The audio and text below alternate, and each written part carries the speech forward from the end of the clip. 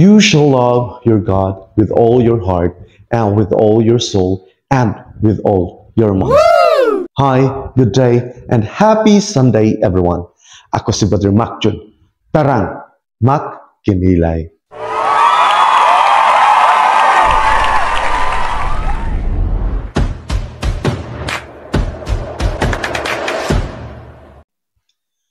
Gaano mo kamahal ang Diyos at ang iyong kapwa? Ano nga ba ang ginawa mo? Bakit mo nasasabing mahal mo ang Diyos at ang iyong kapwa? Maririnig na naman natin ngayon sa ating ebanghelyo kung paano na naman sinubukan ng mga Pariseo si Jesus. Alam naman po natin na ang ebanghelyo ni Mateo ay isa sa 4 na canonical na Gospels sa Bagong Tipan. Nakatun ito sa buhay, mga turo at ministeryo ni Jesus Christ. Kung napapansin nyo sa mga nakaraang ebanghelyo, sunod-sunod ang pagharap ni Jesus at ng iba't ibang grupo, kabilang ang mga Pariseo, Saduceo at Herodians, na naghangad na hamunin at bitagin si Jesus sa kanilang mga tanong. At alam naman natin kung sino itong mga Pariseo. Sila lang naman ang mga relihiyosong grupo na kilala sa kanilang mahigpit na pagsunod sa batas, ngunit wala sa gawa. Kaya sila ay lumapit kay Jesus at nagtanong, subalit may layuning subukin lamang ito kung hanggang saan ang kanyang kaalaman at saan galing ang kanyang otoridad.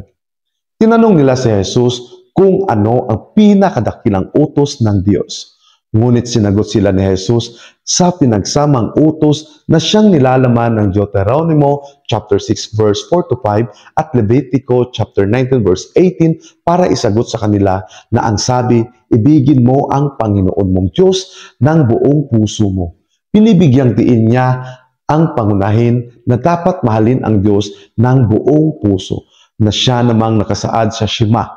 Isang sentral na pagpapahayag ng pananampalataya ng mga Hudeo. Inuugnay din ni Jesus ang pag-ibig ng Diyos sa pagmamahal sa kapwa, gaya ng iyong sarili. Ito ay isang mahalagang kaugnay ng unang utos at itinampok ang hindi mapaghihiwalay na relasyon sa pagitan ng pagmamahal sa Diyos at pagpapakita ng pag-ibig na iyon sa pamamagitan ng pagmamalasakit sa kapwa. Ipinapahiwatig ni Jesus na ang pagmamahal sa Diyos at kapwa ay ang pundasyon ng lahat ng moral at etikal na turo ng lumang tipan at ngayon ng simbahan. Brothers and sisters, binigyang din ni Jesus sa ebanghelyo natin ngayon ang pangunahing turong Kristiyano ng pag-ibig. Ipinakita nito ang pag-ibig, ang pangunahing tema ng batas at ang susi ng pamumuhay ng matuwid at kasiyasiyang buhay. Itinuro din nito ang ideya na ang pag-ibig sa Diyos at sa iba ay hindi maaaring paghiwalayin dahil sila ay magkaugnay.